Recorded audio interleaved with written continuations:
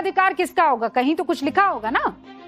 Party का असली गुट किसे कहा जाएगा, इसके बारे में संविधान में कुछ लिखा है कि नहीं लिखा? हमारी संविधान हर चीज का सलूशन है और इसीलिए संविधान क्या कहता है आपको बताते हैं। चलिए भाई बोर्ड बाबू की तरफ,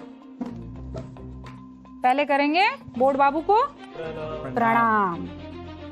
ठीक है, तो ये हमारे बोर्ड बाबू। संविधान क्या कहता है, किस मसले पर क्या कहता है कि अगर पार्टी में दो फाड़ हो जाए, एक कहने लगे कि ये मेरी पार्टी और दूसरा के नहीं भैया मेरी पार्टी, तो संविधान की 10वीं अनुसूची में 10वीं अनुसूची में दल बदल कानून के तहत किसी पार्टी के बागी गुट को मान्यता तभी मिलेगी। इन सब में सबसे महत्वपूर्ण चीज क्या है? तभी मिलेगी जब 2/3 विधायक या सांसद बागी के साथ होंगे। ये सबसे महत्वपूर्ण चीज है, इसको ध्यान रखिए। आपको चाहिए 2/3 या तो विधायक या सांसद। अब आप कहेंगे तो फिर ममता दीदी वाली टीएमसी में क्या सीन है ना? ये जानना चाहेंगे। चलिए अब वो बताती हूँ आपको। ये आया अगला स्लाइड। विधानसभा में टीएमसी की स्थिति क्या है वो समझ लीजिए। विधानसभा में इस वक्त टीएमसी की स्थिति ये है कि टीएमसी के पास इस वक्त 80 विधायक है। कितने विधायक है? 80। इनमें से जो बागी गुट है उसके पास कितने हैं? 58। बागी गुट के पास 2/3 समर्थन है कि नहीं है? भाई अगर मैं 80 का 2/3 निकालने जाती हूं तो लगभग 53 पॉइंट समथिंग होता है, 53 पॉइंट समथिंग। तो वो कितना हो गया? वो हो गया 54। यानी ये तो 58 है, तो 4 ज्यादा है, यहां पर 4 ज्यादा है। अब आ जाइए, बागी गुट के पास यहां पर 2/3 बहुमत है। ममता के पास कितने हैं? 22। ममता के पास देखिए कितने विधायक हैं? 22। केवल 22। ये 2/3 होते हैं? अभी नहीं होते। 2/3 कौन से होते हैं? 58 होते हैं। और ये किसके साथ है? ये अलग गुट बना चुके हैं, ये बागी हैं। चलिए अब अगले के पास आते हैं। ये तो विधायक था, विधायक वाला मामला। अब लोकसभा की बात करते हैं। लोकसभा मतलब क्या हुआ? सांसद। लोकसभा का मतलब हुआ सांसद। तो लोकसभा में टीएमसी के कुल कितने सांसद हैं? 28 सांसद हैं। इनमें से 20 सांसद अलग हो चुके हैं। ठीक है, और 2/3 निकालू मैं 28 का तो कितना होगा पता है? 19। तो ये तो +1 चल रहा है अभी।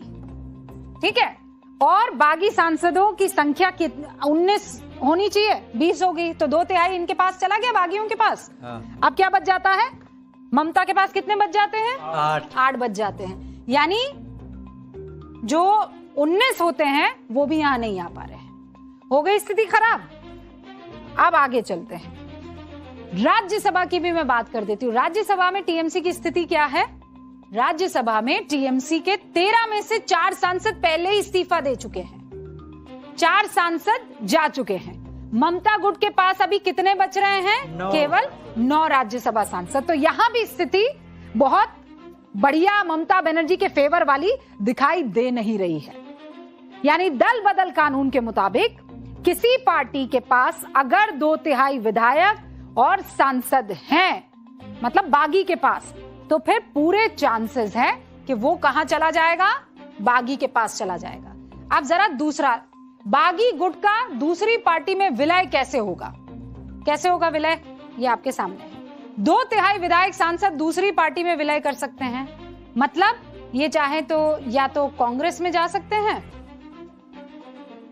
या फिर ये बीजेपी में जा सकते हैं, या फिर अलग गुट बनाकर उसकी मान्यता मांग सकते हैं। अभी क्या कर रहे हैं ये लोग?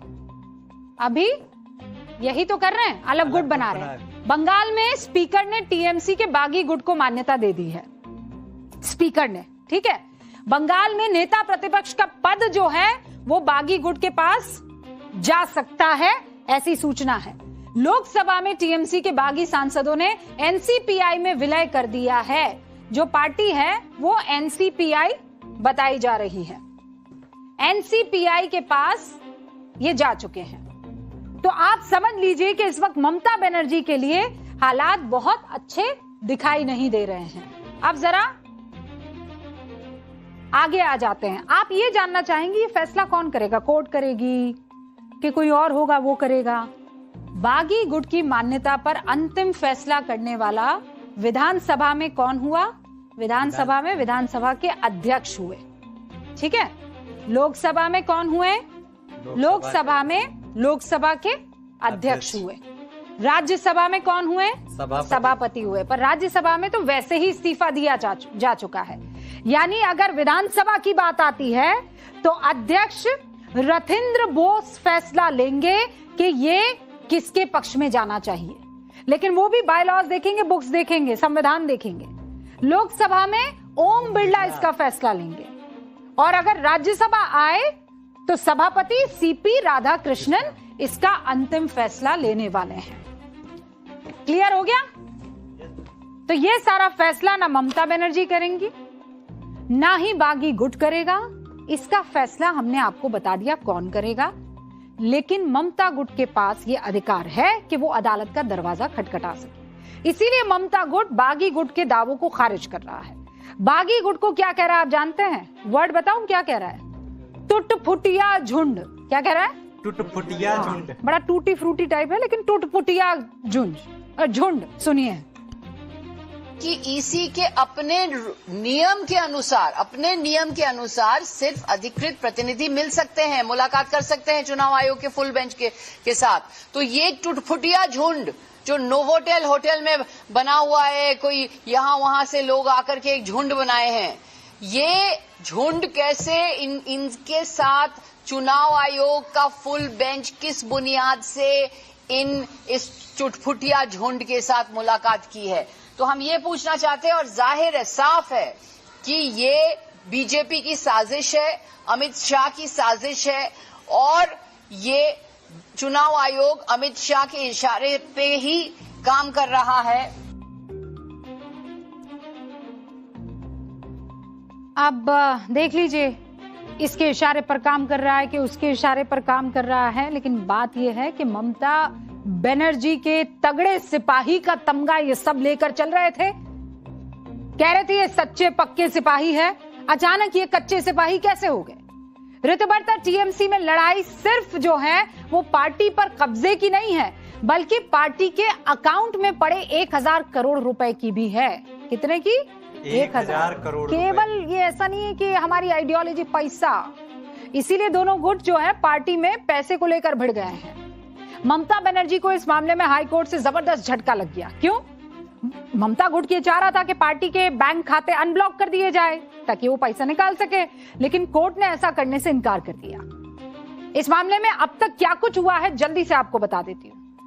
पिछले महीने 19 जून को टीएमसी के बागी गुट ने थाने में शिकायत देकर मांग की कि टीएमसी के पार्टी खातों में जमा फंड के सोर्स की जांच की जाए। ठीक है, कहा भाई ये पैसा कहां से आ रहा है, पता लगाओ।